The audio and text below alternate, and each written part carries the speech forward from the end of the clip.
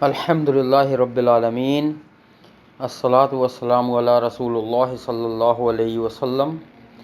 رب اشرح لی صدری ویسر لی امری واحلل عقدۃ من لسانی یفقہوا قولی۔ سبحانک لا علم لنا الا ما علمتنا انک انت العلیم الحکیم۔ رب زدنا علما۔ ان الخیر الحدیث کتاب اللہ وخیر الہدی ہدی محمد صلی اللہ علیہ وسلم۔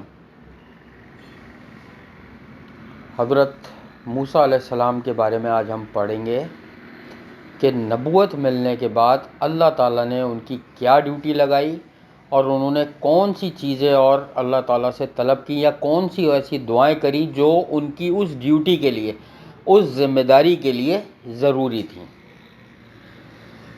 ٹھیک ہے،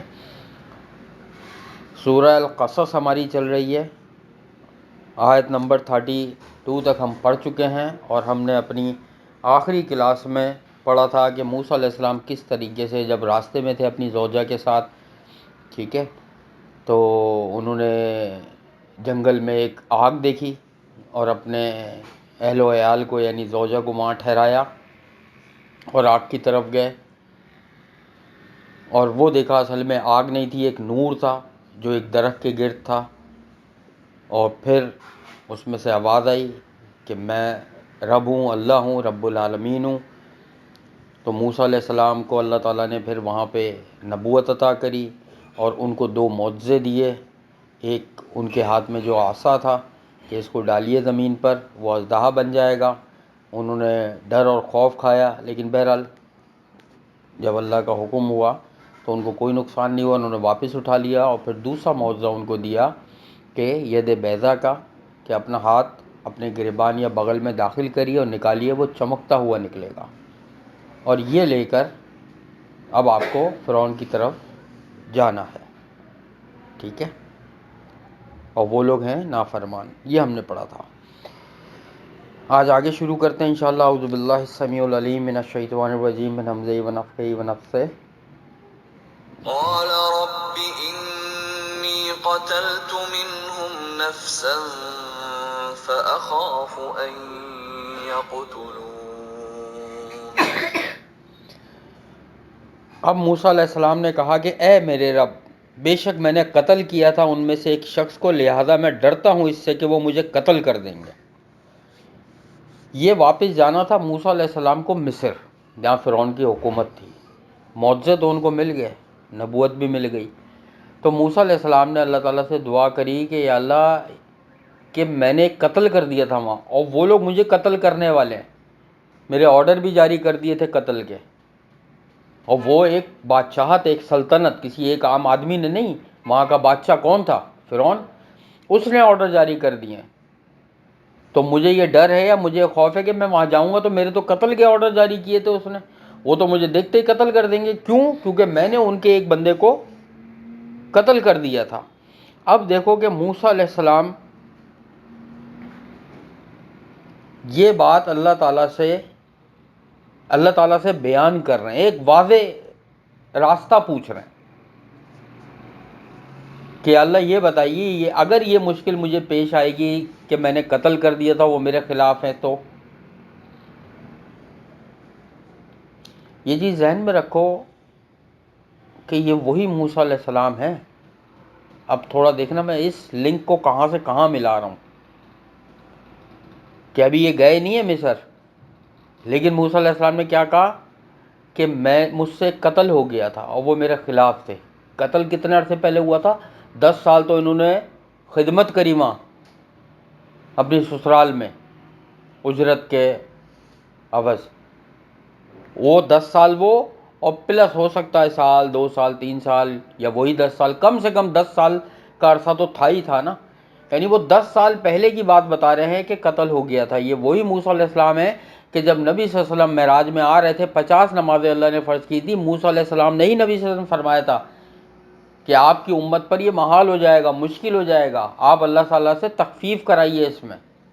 بار بار موسیٰ علیہ السلام کے کہنے پہ پھر نبی صلی اللہ علیہ وسلم اللہ تعالیٰ کے پاس گئے، اللہ تعالیٰ نے وہ 5 نمازیں کر دیں، لیکن پھر اللہ تعالیٰ نے فرمایا اب دیکھو یہاں پہ تقدیر، جہاں جو چیز آئے گی نا میں بیان کرتا رہوں گا۔ اللہ تعالیٰ نے 50 سے کتنی نمازیں کر دیں؟ 5، جبکہ اللہ نے تقدیر میں کتنی لکھ دی تھی؟ 50۔ اللہ تعالیٰ نے 5 نمازیں فرض کرنے کے بعد نبی صلی اللہ علیہ وسلم نے ارشاد فرمایا کہ میرے یہاں تقدیر نہیں بدلتی، یعنی اللہ نے فرمایا کہ تقدیر میں 50 لکھ دی ہیں تو ثواب 50 کا ہی ملے گا۔ تخفیف کر دیکھو اللہ کی قدرت اور طاقت، دیکھو تقدیر کوئی نہیں بدل سکتا۔ اللہ تعالیٰ کا ایک حکم ہر چیز بدل دیتا ہے۔ اللہ تعالیٰ نے کہا تقدیر میں جو لکھا ہوا ہے 50 ثواب وہی ملے گا 50 کا، لیکن 5 نمازیں فرض کر دی ہیں۔ یہ وہی موسیٰ علیہ السلام ہے کہ جو ان کو وہاں لگا کہ محال ہے امت پر، تو یہاں پہ دیکھو کیا پوچھ رہے ہیں۔ جب وہ دنیا میں تھے، وہ تو معراج کا واقعہ بتا رہا ہوں نا، دنیا میں تھے تو انہوں نے کہا کہ میں نے قتل کر دیا تھا، ایک قتل ہو گیا تھا، مجھے ڈر ہے کہ وہ مجھے قتل نہ کر ڈالیں۔ اس کے بعد کیا ہوا؟ وَأَخِي هَارُونُ هُوَ أَفْصَحُ مِنِّي لِسَانًا فَأَرْسِلْهُ مَعِي يَرِدْ أَن يُصَدِّقُنِي إِنِّي أَخَافُ أَن يُكَذِّبُونِ۔ اب موسیٰ علیہ السلام نے فرمایا اور میرا بھائی، پہلے تو ایک بات اپنی کہی، ٹھیک ہے، پھر انہوں نے کہا اور میرا بھائی ہارون وہ زیادہ فصیح ہے۔ فصیح کا مطلب کیا ہوتا ہے؟ کہ وہ زیادہ بات کر سکتا ہے، فصیح ہے مجھ سے با اعتبار زبان کے، یعنی زبان کے اعتبار سے میرا بھائی زیادہ فصیح ہے، یعنی میرے بھائی کو معاملات حالات کے حساب سے باتیں کرنا زیادہ آتا ہے۔ اور دوسری چیز یہ کہ ان کی زبان میں لکناہٹ تھی۔ اچھا ایک چیز یہ بھی ذہن میں رکھو کہ وہ لکناہٹ کی دعا جو موسیٰ علیہ السلام نے کی تھی، جو میں شروع میں کرتا ہوں، رب اشرح لی صدری ویسر لی امری، یہ تو ایک دعا تھی جو انہوں نے کی تھی، لیکن اس پہ لوگ اکثر کہتے ہیں کہ ہوا یہ تھا حضرت موسیٰ علیہ السلام نے بچپن میں فرعون کی داڑھی پکڑ لی تھی، اور فرعون نے کہا کہ مجھے لگ رہا ہے یہی وہ لڑکا ہے جو بڑے ہو کے مجھے قتل کرے گا یا میرے خلاف ہوگا، قتل کا حکم جاری کر دیا تھا۔ تو آسیہ جو تھیں فرعون کی بیوی، انہوں نے کہا کہ نہیں یہ تو بچہ ہے، اگر آپ کو یقین نہیں ہے تو اس کے آگے انگارہ اور پھول رکھیں، پھر دیکھیں یہ کس کو اٹھاتا ہے، یہ تو بچہ ہے، بچہ تو انگارہ چمکتا ہوا ہوتا ہے اس طرف، یہ پھول کی طرف ہاتھ بڑھا رہے تھے، تو جبریل علیہ السلام نے ان کا ہاتھ انگارے کی طرف کر دیا، انگارہ پکڑ کے انہوں نے منہ میں رکھ دیا، جس سے لکناہٹ آ گئی تھی۔ یہ حدیث کسی خاص سند سے ثابت نہیں ہے، ٹھیک ہے، روایت تو موجود ہے لیکن کوئی خاص ایسی نہیں ہے کہ اس کو واقعی پیش کیا جائے، لیکن بہرحال حضرت موسیٰ علیہ السلام کی زبان میں لکناہٹ تھی، جس کی وجہ سے انہوں نے کہا میرا بھائی زیادہ فصیح ہے زبان میں، چنانچہ آپ بھیجیں اسے میرے ساتھ مددگار بنا کر جو میری تصدیق کرے، بے شک میں ڈرتا ہوں اس سے کہ وہ مجھے جھٹلائیں گے، یعنی اپنے بھائی کو اپنا مددگار بنانے کا کہا تاکہ وہ میری تصدیق کرے کہ میں جب نبوت کا دعویٰ کروں، آپ کی بات پہنچاؤں، تو یہ تصدیق کرے کہ ہاں ایسا ہی ہے، کیونکہ میں ڈرتا ہوں کہ وہ مجھے جھٹلائیں گے سب کے سب۔ مفسرین کہتے ہیں کہ سب سے بڑا اگر بھائی کا حق کسی بھائی نے ادا کیا ہے تو وہ موسیٰ علیہ السلام نے اس دنیا میں، کہ اپنے بھائی کو نبوت دلوا دی۔ نبوت کوئی مذاق بات ہے بیٹا؟ اس قدر، یعنی اس دنیا میں اس کائنات میں سب سے بڑا جو ذمہ داری والا رتبہ ہے نا، سب سے بڑا جو رتبہ ہے، ڈیزگنیشن جس کو کہتے ہیں، وہ نبی ہے، نبی کا ہوتا ہے، اس سے بڑا کوئی رتبہ نہیں ہے۔ اللہ کے بعد جس کا رتبہ ہے وہ نبی ہے، وہ دلوا دیا ان کو، ہارون علیہ السلام کو، اتنا بڑا حق ادا کیا۔ تو انہوں نے پہلی چیز اپنے ڈر کا سوال کیا، قتل کر دیں گے، پھر اپنے بھائی کے بارے میں دعا کری کہ یا اللہ ان کو میرا مددگار بنا دیجیے تاکہ میری تصدیق کرے، اور جو میں پیغام لوگوں تک پہنچاؤں یہ اس کو تصدیق کرے لوگوں کے آگے کہ واقعی یہ صحیح کہہ رہے ہیں۔ ٹھیک ہے، آگے چلتے ہیں انشاءاللہ۔ قال سنشد عضدك بأخيك ونجعل لكما سلطانا فلا يصلون إليكما بآياتنا أنتما ومن اتبعكما الغالبون۔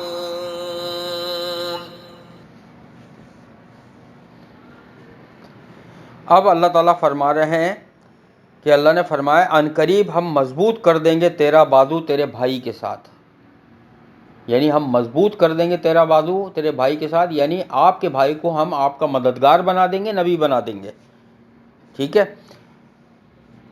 اور اس کے بعد ہم کر دیں گے تم دونوں کے لیے غلبہ، یعنی تم دو لوگوں کو اللہ تعالیٰ فرما رہے ہیں ہم غلبہ عطا کر دیں گے، پھر وہ نہیں پہنچ سکیں گے تم دونوں کی طرف، یعنی کہ ایسا غلبہ ہوگا ان لوگوں کے دلوں میں رعب ڈال دیں گے، ایسا غلبہ ہو سکتا ہے یہ۔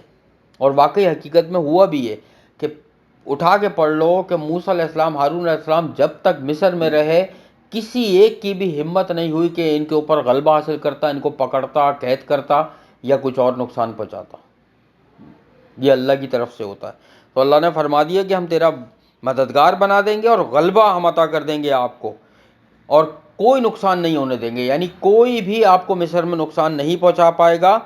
اب آپ جائیے میری نشانیوں کے ساتھ، اور جس نے پیروی کی تمہاری وہ لوگ غالب ہوں گے، یعنی کہ ایک تو تم لوگ غالب رہو گے، اور دوسرا جس نے بھی پیروی کری، یعنی جو ایمان لے آیا موسیٰ علیہ السلام پر، ہارون علیہ السلام پر اور ان کی بات پر، اللہ پر، تو وہ لوگ بھی غالب رہیں گے، ٹھیک ہے۔ پھر ہوا کیا، چلو آگے پڑھتے ہیں اگلی آیت میں انشاءاللہ۔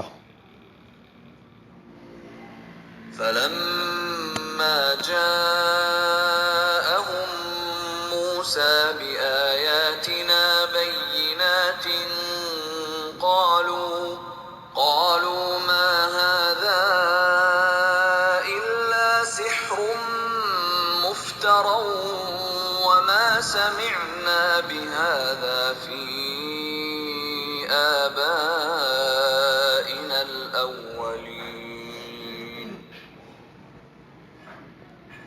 پھر جب آیا ان کے پاس، کن کے پاس؟ مصر میں، جب آئے ان کے پاس موسیٰ علیہ السلام ہماری واضح نشانیوں کے ساتھ، تو انہوں نے کہا نہیں ہے یہ مگر جادو گھڑا ہوا، اور نہیں ہم نے سنی یہ باتیں اپنے پہلے باپ دادا میں۔ اچھا اب دیکھو یہاں پر اللہ تعالیٰ نے وہ سارا واقعہ اسکپ کیا ہے کہ یہ لے کر موسیٰ علیہ السلام گئے، پہلے تو اپنے گھر والوں سے ملے، ٹھیک ہے، اپنی بیوی کو وہاں چھوڑا، وہاں ملاقات کے بعد پھر یہ گئے فرعون کے پاس، فرعون سے ملاقات کری، پھر اس کے بعد اللہ تعالیٰ نے ڈائریکٹ دائرے۔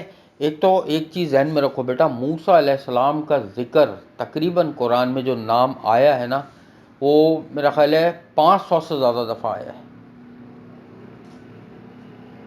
بہت سے لوگ کہتے ہیں 514 دفعہ آیا ہے حضرت موسیٰ علیہ السلام کا نام، یعنی بہت زیادہ دفعہ آیا ہے موسیٰ علیہ السلام کا نام، اور بنی اسرائیل کا ذکر بہت زیادہ ہے اس میں، ٹھیک ہے۔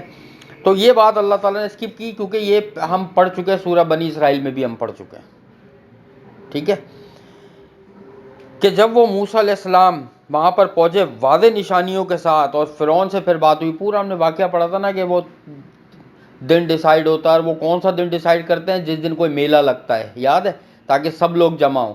تو حضرت موسیٰ علیہ السلام نے نشانی دکھائی، جادو عصا کو پھینکا جو سانپ بن گیا، اپنا ہاتھ دکھایا چمکتا ہوا۔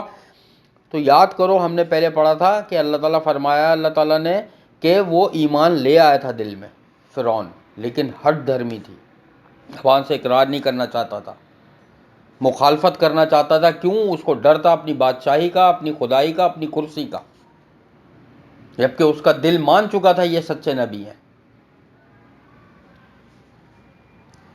اس کو انکار کرنے کے لیے اس نے کیا جھوٹ گڑھا کہ یہ جو تم دکھا رہے ہو ہمیں نشانیاں یا معجزے، یہ جادو ہے جو گڑھا ہوا ہے، اور جو تم اللہ تعالیٰ پر ایمان لانے کی بات کرتے ہو، ایسی بات تو ہم نے اپنے باپ داداؤں میں سنی ہی نہیں، جبکہ یہ بھی جھوٹ بول رہا تھا۔ وہ اسی کے باپ داداؤں میں حضرت ابراہیم علیہ السلام گزرے تھے، حضرت یعقوب علیہ السلام گزرے تھے، حضرت اسحاق علیہ السلام گزرے تھے۔ کیا انہوں نے تبلیغ نہیں کری تھی اپنی قوم کو؟ جھوٹ بول رہا تھا فرعون، سب اس کو پتا تھا، لیکن انکار کر رہا تھا، کھلم کھلا انکار کرنے والا تھا۔ حضرت موسیٰ علیہ السلام نے ایک ذمہ داری اللہ تعالیٰ نے ان کو دی، اس ذمہ داری میں جو چیز کی ان کو ضرورت تھی وہ انہوں نے اللہ تعالیٰ سے طلب کری، اللہ تعالیٰ نے دے دی۔ اور بھی ہم یہ سوالات پڑھ چکے ہیں جو پیچھے تفصیلاً موسیٰ علیہ السلام نے کیے تھے۔ اللہ تعالیٰ نے فرمایا کہ جو کچھ بھی آپ نے مانگا سب آپ کو عطا کر دیا گیا ہے۔ اور جب موسیٰ علیہ السلام کو اللہ تعالیٰ نے ذمہ داری دی، اس وقت ہارون علیہ السلام ساتھ نہیں تھے۔ موسیٰ علیہ السلام گھر گئے اور ہارون علیہ السلام کو بتایا کہ آپ کو بھی نبوت مل گئی ہے، اب آپ کو میرے ساتھ چلنا ہے۔ پھر یہ دونوں گئے تھے وہاں پہ۔ یہ واقعہ پورا ایسے ہے، ٹھیک ہے۔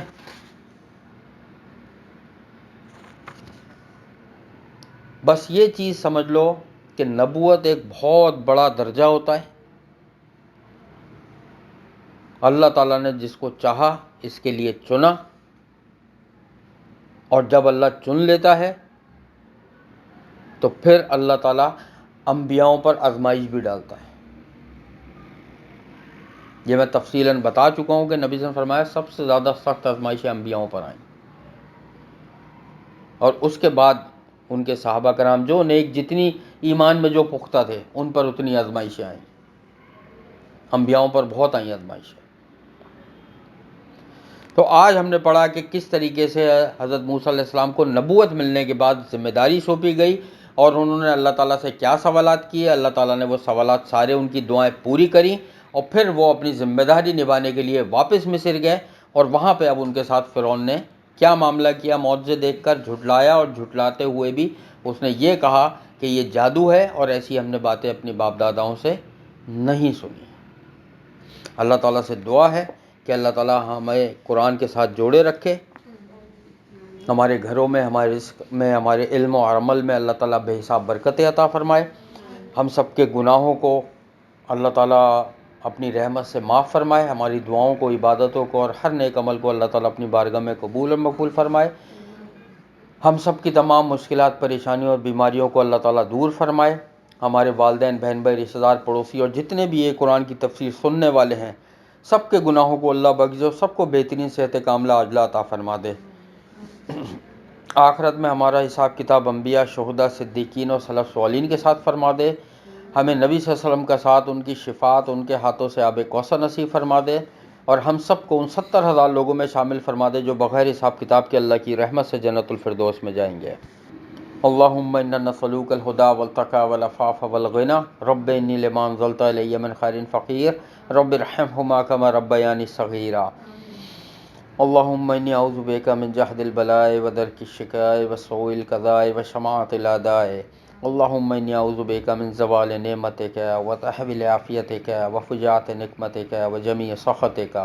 اللہم انا نسألوک الجنة الفردوس وقنا عذاب النار۔ اللہم انا نسألوک الجنة الفردوس وقنا عذاب النار۔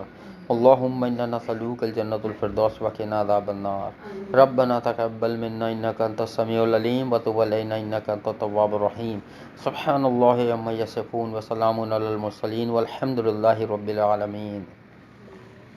سبحانک اللہم وبحمدک نشہد ان لا الہ الا انت نستغفرک ونتوب الیک۔ السلام علیکم ورحمۃ اللہ وبرکاتہ۔